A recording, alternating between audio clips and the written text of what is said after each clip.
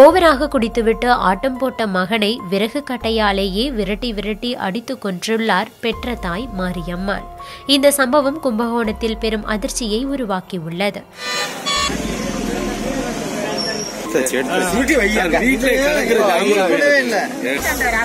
கும்பகோணம் அருகே வேப்பத்தூர் பெரியார் நகரைச் சேர்ந்தவர் மாரியம்மாள். இவருடைய மகன் கருப்பையன் 40 வயதாகிறது. கல்யாணமாகி 2 குழந்தைகளும் உண்டு.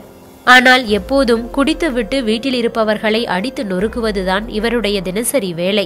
இருப்பினும் அவருடைய அட்டூழியங்களை அனைவரும் பொறுத்து கொண்டு வந்தனர். ஒரு கட்டத்தில் கருப்பையனிடம் அடி தாங்க முடியாத மனைவி தன் குழந்தைகளை மாமியாரிடமே கொடுத்துவிட்டு அம்மா வீட்டுக்கு கோபித்து கொண்டு போய்விட்டார். இதனால் 2 குழந்தைகளையும் மாரியம்மாள் தான் கவனித்து வந்தார். இந்த நிலையில் நேற்று ராத்திரியும் ஃபுல் போதையில் கருப்பையன் வீட்டிற்குள் நுழைந்து வழக்கம் போல தகராறில் ஈடுபட்டார். பிறகு மாரியம்மாளை அடிக்கவும் ஆரம்பித்து விட்டார்.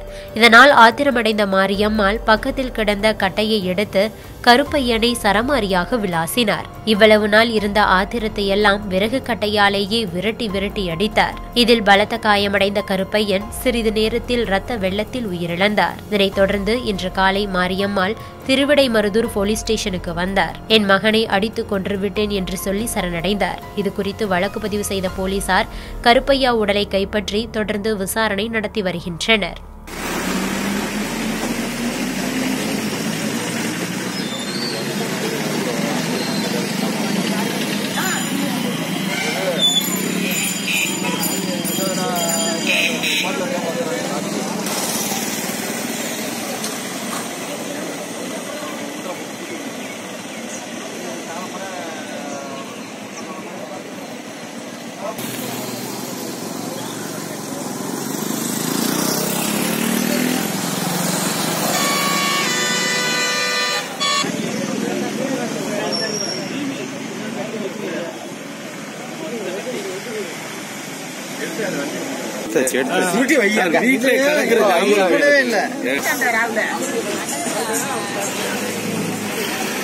எடுக்க மாட்டாங்க.